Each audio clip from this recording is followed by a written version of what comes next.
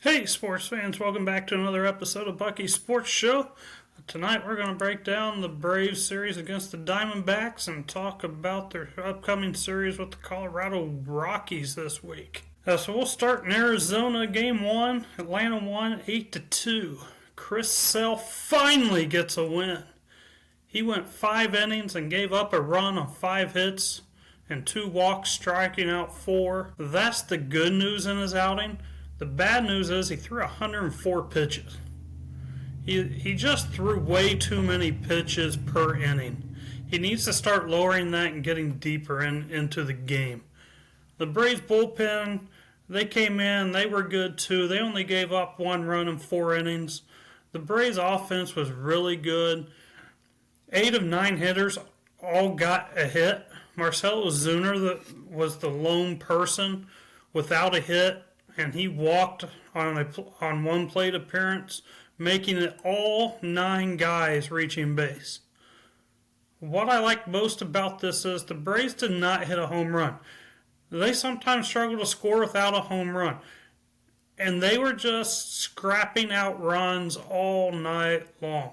To be able to put up 8 runs without a home run for Atlanta is a really, really good sign. They had Austin Riley and Eli White that went 2 for 4 both with 2 RBI. So those 2 were their main standouts on Game 1. Just a really nice game overall. Chris Sale getting a win, having a nice outing. A few too many pitches, but it is what it is. The bullpen came in, did a nice job. Offense was really solid all night long. Just a very nice win. Okay, Game 2, Atlanta won that one 8-7. Braves starter Grant Holmes, he was not very good that night. He went 5 2/3 innings, giving up 6 runs.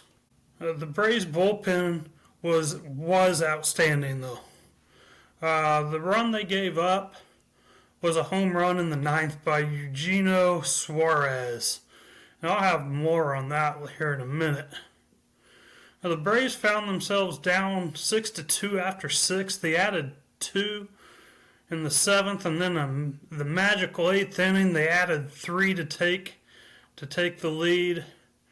They were able to scratch across a run in the 10th on a wild pitch to win the game. A couple of notables from this game. The 3 runs in the 8th for Atlanta, that puts them at 20 runs scored in the 8th inning. I'm not sure what it is about the 8th inning, but the Braves seem to like that inning this year. They are 8-2 when scoring in the 8th inning this year. Eugenio Suarez. When somebody has a game like this, it is worth a mention regardless of whether he's playing on the team I want to win or not. He was 4 for 4 with 5 RBI, hitting 4 home runs. That has only happened 19 times in MLB history. And this is only the 3rd time that this has happened and that their team lost. So a little bit of MLB oddity in this game, to where not only do you have someone go 4 for 4 with 4 home runs, but it's also you don't win the game. So kind of a bizarre game there. The Braves, they had home runs from Ozuna, Murphy, and White. White's was in the 7th and started the comeback. This was really a tremendous, interesting game to watch. Just because up until about the 7th inning, it looked like Arizona was in control.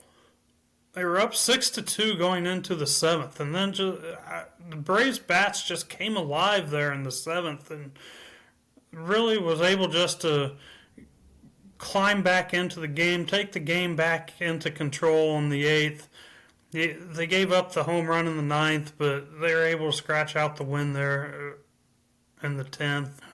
Game 3, Arizona won this one 6-4. Not a whole lot of positives to talk about in this game. Spencer Schwellenbach, he just wasn't sharp today.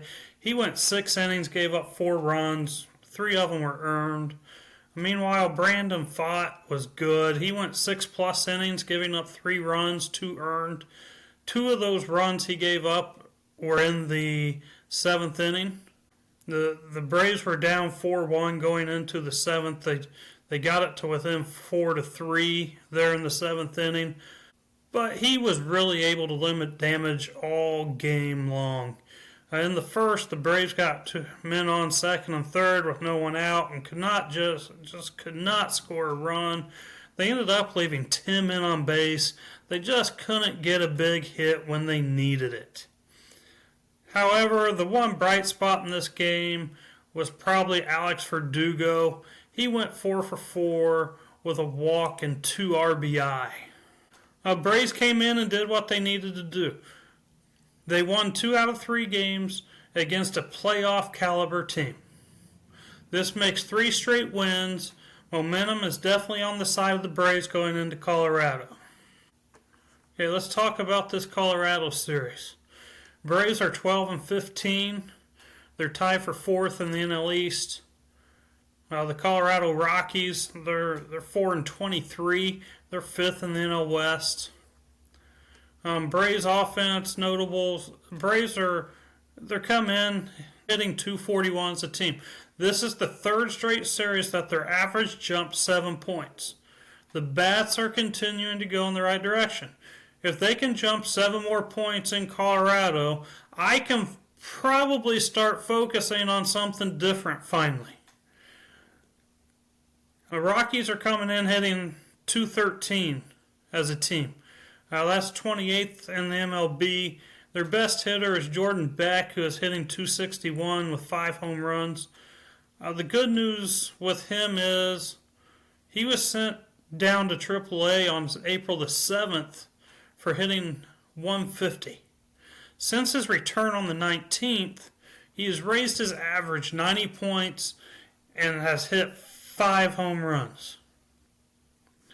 The Rockies pitching comes in with an ERA of 5.33, which is 2nd worst in MLB. The one bright spot for Colorado is their bullpen. They have an ERA of 3.98, which is 17th in the MLB, and have won 2 games, which is half their wins. So probably want to avoid going to the bullpen in a tie game situation if they can this week. Game 1, Monday night, 8:40. Braves are going with Bryce Elder. He comes in at 0-1 with a 5.57 ERA. Rockies are going with Ryan Feltner. He comes in at 0-1 with a 3.86 ERA. With Elder on the mound and as bad and inconsistent he has been, this would be an advantage for almost every other team in baseball. However, the Rockies are hitting 213 in a hitter-friendly park, which just isn't good. I give the Braves a slight edge in this game. Game 2 is Tuesday at 8:40. The Braves have not announced who they are going with. It is a fill-in for Spencer Strider. Hopefully not a bullpen game. Hopefully they bring up someone from Gwinnett to throw in there, even if it's a spot start for 1 game, maybe 2. The Rockies are going with Herman Marquez. He comes in at 0-4 with a 9.30 ERA. I don't even know who is starting for Atlanta, but with Marquez's numbers this season, this is advantage Braves. This is a game where the Atlanta bats should just be going as long as Marquez stays in the game. I just don't see an avenue for Colorado to win this game, even if it's a bullpen game. Our bullpen is much better than the 0-4 9.30 ERA. So this game is a huge advantage for the Braves. Game 3 is Wednesday at 3:10. Braves are pitching Chris Sale. He comes in at 1-2 with a ERA of 5.40. Rockies are going with Chase Dollander. He comes in at 1-3 with an ERA of 7.91. This game is advantage Braves. Sell's been getting better every game. Hopefully he can limit pitches and stay in the game later. Even if he can't, the Braves have a solid advantage in this game. My series prediction here, this is a great opportunity for the Braves to get a road sweep. Obviously, anything can happen at Coors Field. But the Braves bats are starting to heat up. With the Rockies pitching staff in a hitter-friendly park, with the Braves bats starting to go, I really think the Braves sweep this series. Unfortunately, when a team's as bad as Colorado, you don't really have a lot to talk about. And my recap was short because the games were played on the West Coast time, and I wasn't able to watch all of them. So with that, I'll wrap up this episode. I will be back on Wednesday or Thursday to talk about this Colorado series. I really think that the Braves are going to be winning four series in a row here heading into the weekend series with the Dodgers, which I'll preview on my next one. And I think things are going in the right direction here for the Braves, finally.